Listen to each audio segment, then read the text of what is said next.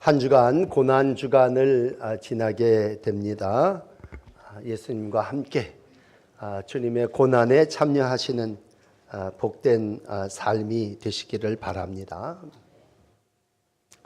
오늘 예수님의 행적을 세 가지 말씀 드릴 텐데, 우선 이사야 36장을 읽는 날이니까 여러분 모두 이사야 36장을 오늘 하루 안에 다 좀 읽으세요. 그러면 그 안에 이제 우리의 기도의 제목이 들어있게 됩니다. 그래서 특별 새벽 기도 기간에도 계속해서 읽기는 이사야를 읽으면서 함께 예수님의 발자취를 따라 기도하는 그러한 시간을 갖도록 하겠습니다. 오늘 읽으신 이사야 36장은 역사적인 사건입니다. 정확하게 BC 701년에 오늘 시스기야 왕 14년, 그렇게 1절은 그 역사를 시작하고 있습니다. 아수르의 왕 산헤립이 쳐들어오게 됩니다. 이 내용은 열왕기하 18장, 19장에도 동일하게 기록되어 있어요. 그러니까 우리가 아주 익숙하게 들어왔던 그러한 말씀입니다. 시스기야 왕 14년 되던 해에 이제 남은 유다 왕국에 이제 침략이 일어나게 됩니다. 적이 침략을 했다고 할 때 그 적은 이미 주변의 모든 나라들을 다 쳐부쉈던 왕입니다. 이제 유다 나라의 하나 왕국 성이었던 예루살렘 성 하나 남겨놓고 있습니다. 저건 아주 식은 죽 먹기입니다. 그러므로 유다 백성들의 입장에서는 아주 최고, 건국 이후의 최고의 위기입니다. 오늘 아수르 왕은 많은 조공을 받았어요. 뭐 금도 바치고 은도 바쳤습니다. 그런데도 그거에 만족하지 않고 랍사게라고 하는 장군을 보냅니다. 이 랍사게는 장군의 어떤 직책인데 그를 보내서 이제 항복을 받아오라고 하는 겁니다. 항복하라, 아니면 너희들 다 몰살 당한다. 그러니까 이스라엘 백성이 선택할 건 둘 중에 하나예요. 항복하느냐, 몰살 당하느냐. 이러한 절체절명의 국가적인 위기를 만나게 되고 큰 수치를 당하게 됩니다. 이제 쳐들어와서 제일 먼저 하는 일은 수로를 차단하고 길을 다 막아버리는 일입니다. 그래서 못을 다 점령하고 테러를 다 하면서 이제 성을 수많은 백성이 둘러싸게 됩니다. 그리고 큰 소리로 이제 항복을 요청하는 연설을 하는데, 이 두 차례에 걸친 연설이 오늘 제목을 붙여드린 내용처럼 이스라엘 백성, 하나님의 자녀들에게는 모욕이었습니다. 모욕. 우리가 모욕이라고 하는 말을 쓴다면 정말 수치를 당하는 그러한 순간입니다. 그 내용을 간단하게만 말씀을 드리면, 제일 먼저 한 말은 너희가 애굽을 의지하느냐. 너희가 지금 뺑 둘러 죽게 돼 있는데 너희들 마음속에 지금 애굽이 어떻게 건져주지 않을까 생각을 하는데, 애굽은 상한 갈대 지팡이라, 그렇게 6절에 말씀하고 있습니다. 그러니까 애굽은 종이 호랑이다. 애굽이 너희들 절대로 도와주지 못한다. 그러면서 이제 영적으로 그럼 너희 하나님, 너희 신인 야훼 하나님이 도와줄 것 같으냐? 7절에 하나님의 도움도 소용없다. 이미 옆에 모든 나라들이 다 멸망당했다, 그런 얘기입니다. 그러면서 랍사게가 조롱을 하기를 이렇게 조롱합니다. 8절 9절에 가서 보면, 내가 너희들한테 말을 2000필 줄 테니 너희들이 이 말을 가지고 우리들하고 싸움을 할 수 있겠느냐? 그 얘기는 너희는 무능하다는 겁니다. 말을 줘도 말 탈 자도 없고 군사력을 얕보는 그러한 말이죠. 그러면서 더 치명적인 건, 우리가 너희를 치러 왔는데 이건 너희가 믿는 너희 신의 뜻이다. 오늘 이 말씀은 정말 하나님을 모독하는 그러한 말이었습니다. 여호와께서 내게 이르시기를 올라가서 그 땅을 치라 명하셨다. 그래서 나 랍사게는 하나님, 너희의 신인 하나님의 명을 받고 내가 너희들을 치러 왔다, 이렇게 얘기하고 있습니다. 그러면서 이제 말을 바꿔서 또 한 번 위협합니다. 너희들 끝까지 항복하지 않는다면 꽉 막혀 있기 때문에 너희들의 대변을 먹을 것이고 자기의 소변을 마실 거다. 너희들 항복하지 않으면 굶어 죽어. 똥 먹다가 죽을 거야. 그런 표현입니다. 얼마나 위협이 무시당하는 표현입니까? 너희의 왕 히스기야가 있지만 히스기야 믿지 말아라. 그러면서 이제 오늘 뒤에 본문의 15절 이후에 와서는 마지막으로 회유합니다. 그러나 너희가 항복하고 돌아온다면 여기 포도도 있고 무화과 나무도 있고 우물물도 있다. 이거 너희들 마음대로 마시게 할 거다. 그러니까 이 전술 중에 마지막은 회유입니다. 회유. 항복하기만 하면 풍요와 만족이 있을 것이다. 그러면서 이제 오늘 바로 위에 20절 바로 위에 19절에 아수르의 북방인 하맛 아르바 남방에 있던 스발 와임 다 멸망당했다는 얘기입니다. 사마리아도 다 멸망당했다. 고로 곧 너희들도 멸망당할 거다. 우리를 당해낼 신은 누구도 없다고 하는 그런 얘기입니다. 그러면서 오늘 너희가 다 멸망당한 나라들 중에 마지막 남은 자고 결국 오늘 이제 20절에 와서 너희의 하나님도 너희를 지켜주지 못할 것이다. 여러분 20절 오늘 마지막 절 우리가 읽은 본문 이제 시작이 왔습니다. 뭐라고 표현합니까? 이 열방의 신들 중에 어떤 신이 그 나라를 우리의 손에서 이 납작의 아수르의 군대 앞에 이긴 자 있느냐? 여호와가 능히 예루살렘을 건지겠느냐? 그 얘기는 여호와도 그럴 리 없다는 얘기입니다. 아무리 하나님이라 할지라도 우리를 이길 수는 없으니 오늘 결론은 뭐야? 항복하라고 하는 얘기입니다. 오늘 그들은 여러 가지로 근거해서 오늘 모욕을 줍니다. 참 치욕스러운 그런 치욕을 줍니다. 그리고 이것은 당연한 결과라고 하는 것입니다. 예루살렘, 하나님의 백성의 입장에서는 정말 자존심 상하는 일, 아주 자존심이 짓밟아버리거든요. 본인들의 입장에서 볼 때는 정말 수치와 치욕의 날입니다. 더군다나 하나님을 얘기를 할 때 하나님을 섬기지 못한다. 너희들 하나님 의지해봐도 소용없다. 또 우리가 믿었던 그 개혁 왕인 히스기야 왕도 믿지 말아라. 히스기야 왕에 대해서 몇 가지 얘기를 하면서 백성과 히스기야 사이를 이간시킵니다. 신뢰하지 못하게 합니다. 히스기야의 말을 듣지 말라. 이런 얘기를 한 4번 정도 반복하고 있습니다. 이게 오늘 현실, 사탄의 모습이고 이와 같은 삶의 모습 앞에 오늘 우리와 같이 신앙했던 2700년 전에 유대 백성들이 예루살렘에 갇혀 있습니다. 말할 수 없는 모욕을 당합니다. 여러분, 우리가 오늘을 살고 있습니다만 우리 현대인의 특징을 여러 가지로 얘기하겠지만 우리 오늘을 살고 있는 모든 사람들 한마디로 다 똑똑입니다. 그러므로 많이 배운 사람들, 똑똑한 사람들 특징이 뭔지 아십니까? 모욕과 수치를 견디지 못하는 것입니다. 많이 배운 분은 많이 배운 분대로 가르치려고 그러지 누구한테 책망을 들으려지 않고 욕을 받는다면 그걸 감당하지를 못합니다. 그래서 우리는 자존심 상하면요 견딜 수 없습니다. 그래서 우리는 욕하는 사람들에게 더 큰 대가를 갚아야 돼요.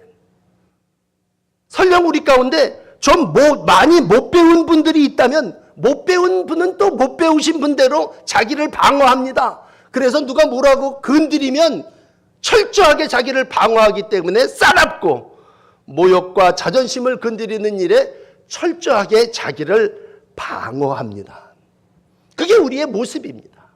그러므로 우리는 옛날 시대 생각 다릅니다. 옛날엔 부흥회 하면요 욕 먹어야지 시원했습니다.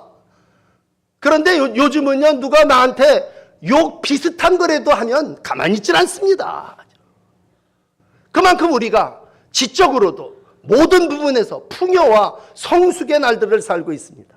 그렇기 때문에 우리에게 있어서 모욕이라고 하는 단어는요 우리하고는 상관없는 말처럼 들려집니다. 그런데 여러분 이제 다시 우리가 예수님을 만나는 고난주가 아니 예수님에게로 돌아옵니다. 예수님은 이 한 주간 동안 물론 전에도 그러셨지만 엄청난 모욕을 당하셨습니다. 오늘 랍사게가 이스라엘 백성을 모욕한 정도는 그게 아니에요. 랍사게가 이스라엘 백성을 향하여 너희들 예배하는 거 다 소용없다. 너희의 신 다 헛거다. 여호와 그가 너희를 도움이 되지 못할 것이다. 무슨 하나님이 권능이 있어서 이 힘센 우리를 이기겠느냐. 그러나 예수님은 그거보다도 더 엄청난 모욕을 당하셨습니다. 아주 재판을 받으시면서 침 뱉는 사람, 노골적으로 침 뱉는 사람이 있어요. 어떤 사람은 주먹으로 손바닥으로 쳤습니다. 실롱하고 야유했습니다. 이유는 뭐예요? 까닭 없는 모욕입니다. 애매한 매맞음입니다. 골고다의 길을 가시면서 예수님은 많은 사람들에게 말로, 어떤 사람이 얘기합니다. 성전을 헐고 사흘이면 다시 짓겠다는 자야, 네가 하나님의 아들이라면 어서 내려와서 너 한 몸뚱아리 한번 구원해봐라 하죠. 아마 예수님은 육신의 고통도 고통이었겠지만 그런 말, 정신적으로 영적으로 실형과 인격 무시와 또 하나님의 거룩함에 대한 모독에 대한 굉장한 괴로움이 더 컸을 것입니다. 예수님의 삶은 공생애를 시작하고 40일을 금식하며 사탄이 예수님을 유혹할 때부터 예수님은 수많은 모욕을 당하셨습니다. 시험을 당하셨습니다. 사탄의 전략은 하나예요. 십자가를 무효하게 하는 겁니다. 어떻게 해서든지 예수님이 십자가를 짓지 못하게 하기 위해서 모욕과 수치를 견디지 못할 정도로 주었습니다. 그러나 오늘 결론은 예수님은 그 모욕과 수치를 다 짊어지셨습니다. 아무 말도 하지 않으셨습니다. 오히려 예수님이 십자가에 못 박혀 죽으시는 순간 하늘의 별들이, 번개가 요란했고 성전의 휘장이 위에서부터 아래를 찢어지면서 사람들이 진정 정령 하나님의 아들이시구나 시인했습니다. 여러분, 우리가 모욕이라고 하는 단어를 하나 정리하고 넘어가면서 백성들이 모욕당하듯 예수님도 철저하게 한 주간 공생애의 마지막 주간을 지내시면서 모욕을 당하셨습니다. 억울한 재판을 당하셨습니다. 자, 그렇다면 이 두 번째로 이렇게 억울한 재판, 무지한 모욕을 당한 하나님의 백성, 유다 백성들은 어떻게 했느냐. 예수님은 거기에 대해서 어떻게 반응하셨느냐라는 거예요. 우리가 예수님의 발자취를 따라서 산다면 오늘 그 모욕 앞에, 그 수치 앞에, 큰 수치의 날에 어떻게 했느냐. 오늘 짧은 세 절을 읽어드렸는데 두 번째 21절에 이렇게 말씀합니다. 잠잠하여 한 말도 대답하지 아니하였으니. 가로 열고 이는 왕이, 히스기야 왕이 그들에게 명하여 대답하지 말라 하였음이었더라. 오늘 세 명의 대사격인 고관들이 나가 있습니다. 그들은 오늘 누구의 명을 받은 사람이냐? 왕의 명을 받은 사람입니다. 그리고 왕은 오늘 너희가 어떤 모욕과 수치를 당하든지 간에 너희는 대답하지 말아라 하죠. 여러분 얼마나 말하고 싶어요? 욕하는 사람에게 맞대어 욕하고 싶었겠습니까? 오늘 우리가 이 본문을 읽으면서 그래요. 랍사게가 참 말할 수 없는 모욕과 공격을 했다면 유다 사람 여기 세 사람이 있었는데 지도자가 이 세 명 중에 한 사람이라도 맞대응하고 싶은 거죠. 우리가 믿는 하나님은 그런 하나님이 아니다. 우리가 모시고 있는 히스기야 왕은 그런 왕이 아니다. 그렇게 말하고 싶지 않겠습니까? 그런데 오늘 중요한 건 이 세 사람은 왕의 명을 따라 사는 사람이고 왕은 잠잠하여 한 말도 대답하지 말라 명하셨기에 한 말도 대답하지 않았습니다. 여러분, 한 말도 대답하지 않았다는 얘기가 뭡니까? 침묵입니다. 침묵. 조롱 앞에 예수님은 침묵하셨습니다. 수많은 조롱 앞에 오늘 백성의 지도자인 이 셋은 한 말도 하지 않고 침묵했습니다. 아마 싸움이 욕으로 먼저 시작되겠죠. 그 당시에 칼 가지고 이렇게 전쟁하고 오늘 말 탄 사람이 싸움을 붙인다면 말은 오늘 무기의 대포 정도를 넘어서서 핵폭탄 같은 걸 거예요. 여러분, 칼 휘두르는 사람 앞에 말 탄 기병이 달려든다고 하는 건 견딜 수 없다는 얘기입니다. 그래서 말 탔던 몽골 징기스칸이 온 세계를 점령할 수 있었던 건 기마가, 말이 세상을 점령하는 이들이고, 그들은 말을 수천 필 가지고 오늘 예루살렘을 에워싸고 있습니다. 그렇다면 이들에도 뻥끗하고 죽어야 되지 않겠느냐라고 할 때 오늘 한 말도 하지 않았습니다. 여러분, 우리가 영적으로 이 본문을 이해할 때 영적인 싸움은 말싸움이 아닙니다. 무슨 교통사고 내고 목소리 큰 사람이 이기는 게 아니에요. 오늘 영적인 싸움은 하나님의 명을 받아서 행하는 것인데, 오늘 하나님은 시스기야를 통해서, 예수님을 통해서 우리에게 이런 답을 주십니다. 아무 말도 하지 말아라. 여러분, 고난주간이면요, 우리가 그냥 기본 메뉴가 금식입니다. 그래서 금요일 날 금식하고 이러게. 그런데 이 금요일, 이 고난주간을 지나며 우리에게 주시는 메뉴 가운데 하나는 뭐냐? 침묵입니다. 침묵. 여러분, 금식과 침묵을 둘을 놓고 볼 때 어떤 게 더 힘들 것 같아요? 금식하는 거하고 침묵하는 거. 말하지 말라는 거. 얼마나 우리 아는 거 많아서 요즘 뉴스가 얼마나 많은데 입이 얼마나 가렵고 궁금합니까? 그래서 내가 못 먹더라도 난 말을 해야 되겠다. 이게 우리의 모습입니다. 어떻게 해서든지 내가 저 말은 가르쳐 줘야 되겠고, 저건 좀 챙겨내야 되겠고, 내가 요 말은 좀 해야 되겠다. 오늘 혹 여러분들이 교회를 오면서 그런 마음을 가지고 오신 분들, 여러분 그런 마음 가지고 오시면, 내가 오늘 교회 가서 아무개한테 이 말을 꼭 해야 되겠다, 그렇게 생각하고 오신 분이 있으면 이 설교를 들으시면서 그거 하지 말라는 얘기입니다. 고난주간은 많은 말보다도 한 말도 아니했다고 할 때 영적으로요, 우리가 같이 금식하고 기도하는 것도 중요하지만 오늘 하나님이 우리에게 원하는 건 위기의 상황에 침묵하고 기도하는 것입니다. 악한 사탄의 역사는요, 말을 하면 말의 꼬리가 뭅니다. 사탄의 역사는 말꼬리를 물어요. 우리가 처음에는 다른 의도를 가지고 말다툼을 했는데 나중에 엉뚱하게 그 싸움이 커지고 나서 가서 보면 본질은 어디 가버리고 말꼬리를 물어서 너 그걸로 다 나 욕했어? 너 이 말을 했어? 본질에서 어긋나서 사탄들이 역사합니다. 오늘 다시 예수님에게로 돌아옵니다. 예수님은 엄청난 비난을 받으셨습니다. 반대하는 사람들, 처음에 붙잡힐 때 겟세마네 동산에서 가야바 대제사장 앞에서 거짓 증인들, 예수님 고소하는데 거기에 대답하지 않으셨습니다. 불법한 재판이 일어났습니다. 대제사장 장로들이 예수를 죽이려고 모함하고 고소했습니다. 근데 예수님은요, 변명하지 않으셨습니다. 빌라도 앞에서 재판을 받으시면서 마가복음 15장에 보니까 빌라도가 이상한 거예요. 이상이 여길 정도로 아무 말씀도 안 하셨습니다. 그러니까 빌라도가 답답해가지고 이렇게 얘기합니다. 야, 저들이 너를 쳐서 증언하는데 너 듣지 못하냐? 너도 한마디 해라. 빌라도가 답답합니다. 헤롯이 예수를 보고 기뻐하면서 그에 대한 소문을 듣고 얘기합니다. 무엇인가 또 이적을 행함이 있을까? 여러 가지로 물어봅니다. 그러나 예수님은 헤롯 앞에서 이적은커녕 아무 말도 대답하지 않으셨습니다. 여러분, 예수님은 결국은 십자가를 지셨습니다. 십자가는 뭐예요? 위대하신 침묵입니다. 말했다면 십자가 안 지셨을 거예요. 그랬다면 우린 구원의 은총에 참여하지 못했을 겁니다.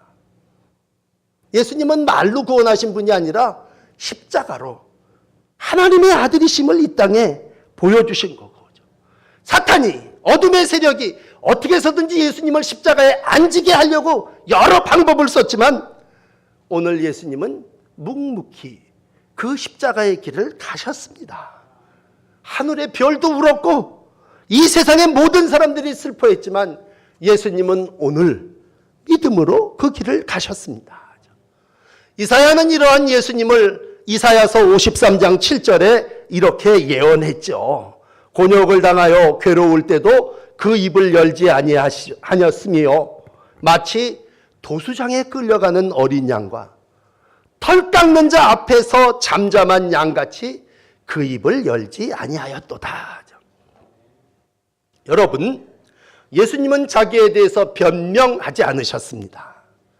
마치 도살장에 끌려가는 양처럼 끌려가셨고 털 깎는 자 앞에 선 어린 양처럼 입을 열지 않으셨습니다. 랍사게가 그렇게 얘기를 해도 백성의 지도자들은 왕이 한 말도 하지 말라고 해서 대답지 않았습니다. 그들이 잠잠하여 한 말도 대답하지 아니하니 그랬을 때 오늘 그 일을 통해서 하나님이 역사했고 하나님이 우리가 잘 아는 대로 그 밤에 18만 5천의 뺑 둘러싼 군대를 시체가 되게 하지 않으셨습니까? 하나님이 말로 싸운 전쟁이 이르면 말로 이기게 하셨지만 오늘도 하나님과 악한 사단과의 전쟁은 말싸움이 아니지 않습니까? 경건하다고 하는 건 많은 말보다도 하나님 앞에 서는 것. 뭐 우리만 경건생활 하는 게 아니죠. 불교에 경건생활 합니다. 보면 한거 동한거 그래서 그 승려들이 내면 성찰을 위해서 어떤 때는 여러 달 동안 여름 겨울 집거합니다. 불교에서도요 그렇게 행해요. 천주교인들도 피정한다고 침묵하는 훈련을 합니다. 그런데 유독 우리 하나님을 믿는 백성들은요 말 잘하는 훈련이 경건 훈련인 줄 압니다. 그런데 오늘 예수님과 또 오늘 이사야가 우리 가운데 일러주시는 말씀은 뭡니까? 경건 가운데 하나인 침묵을 통해서 하나님의 위대한 역사가 이루어짐을 말씀하고 있습니다.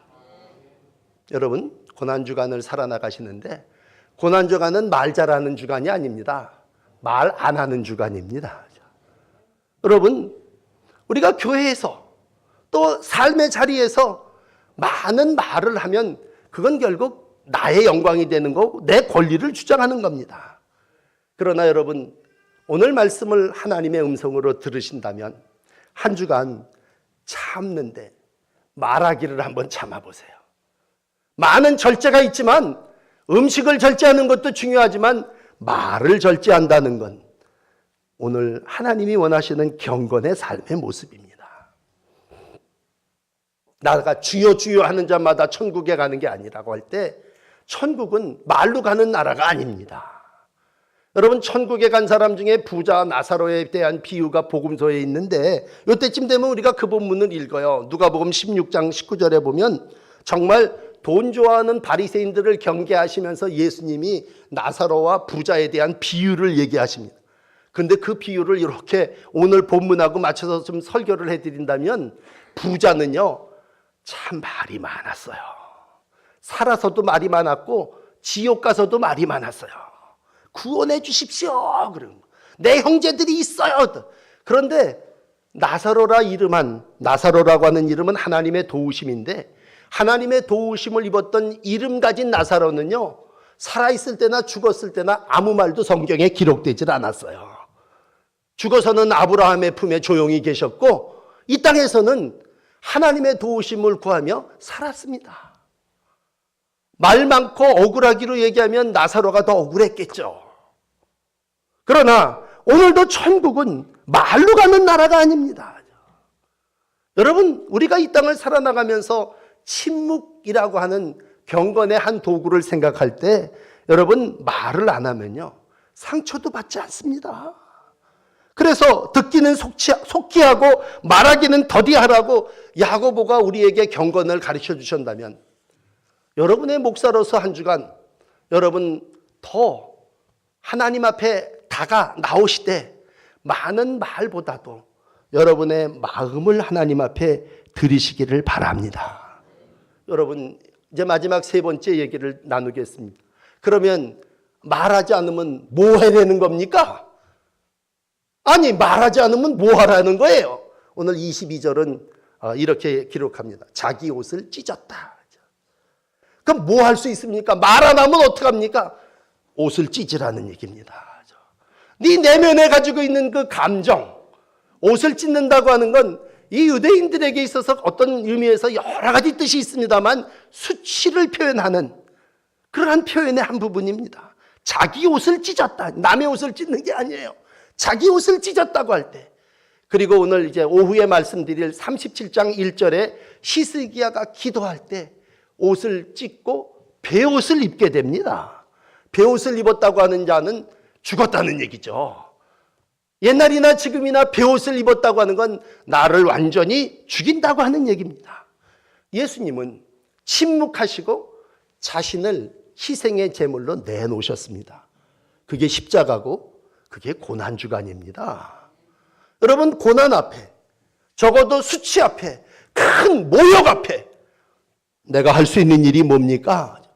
예수님처럼 자기를 내어놓는다고 할 때 오늘 히스기야는 참 영적인 왕이었습니다. 바깥으로만 종교개혁을 한 게 아니라 오늘 그는 옷을 찢고 베옷을 입습니다.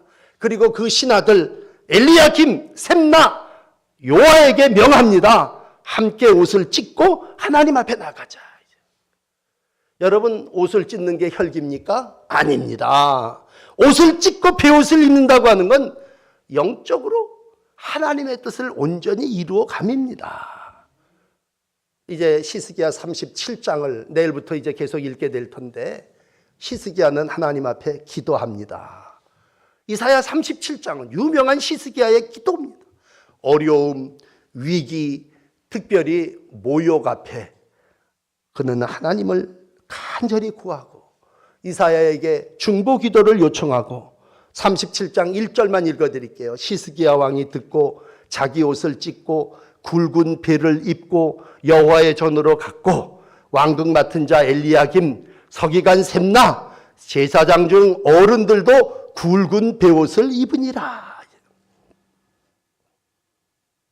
이 부분을 마가복음 8장 34절은 이렇게 얘기합니다. 누구든지 나를 따라오려거든 자기를 부인하고 자기 십자가를 지고 나를 따를 거니라.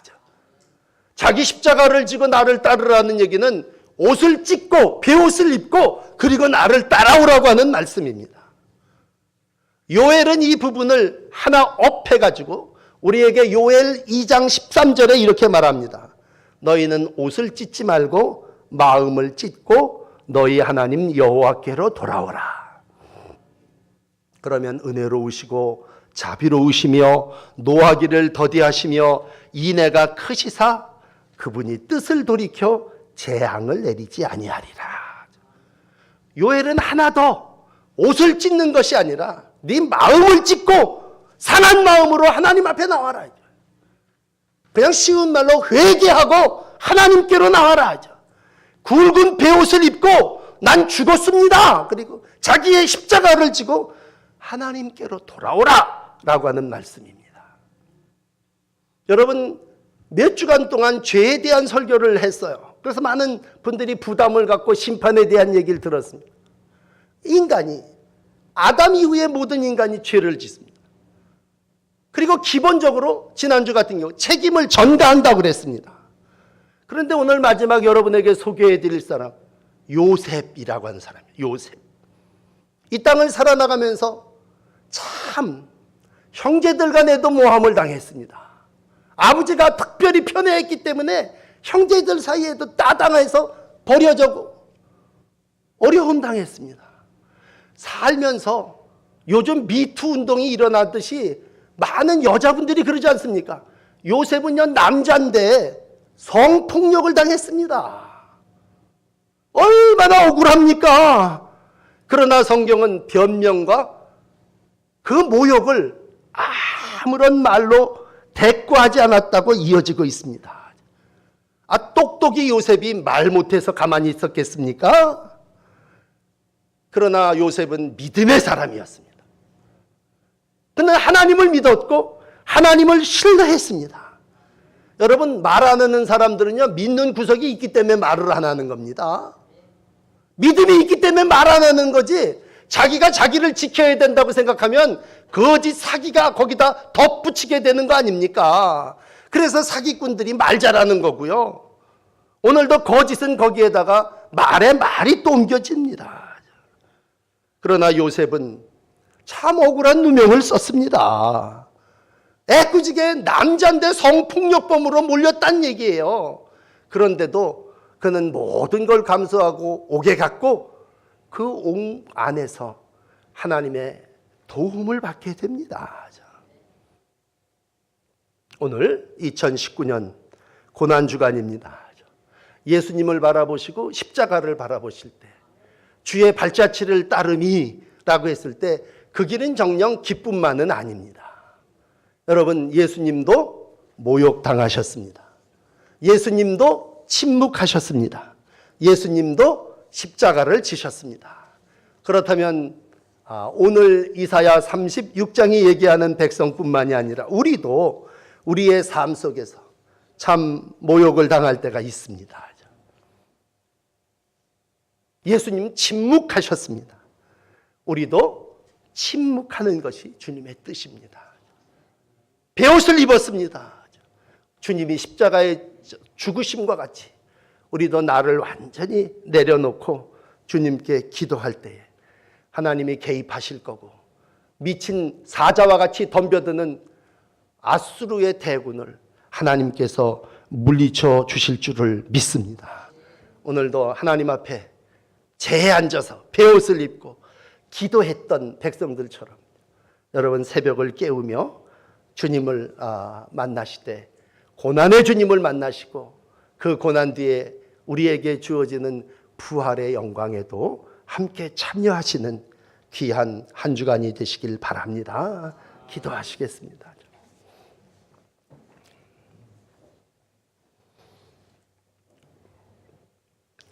하나님의 백성들 주의 뜻을 따르는 고난주간 오늘도 하나님 앞에 나와 예배합니다. 주님이 이 땅에 오셔서 육신의 삶을 살며 말할 수 없는 수치와 모욕과 침뱉음과 또 매맞음이 있었지만 주님은 그 십자가의 길을 외면하지 않고 고난의 잔을 회피하지 않고 십자가를 지심으로 승리하셨고 부활하셨음을 믿습니다. 우리 하나님의 어린 양 예수 그리스도가 우리를 구원해 주시기 위하여 많은 말보다도 행동으로 침묵으로 하나님의 나라를 이 땅에 이루심도 믿습니다.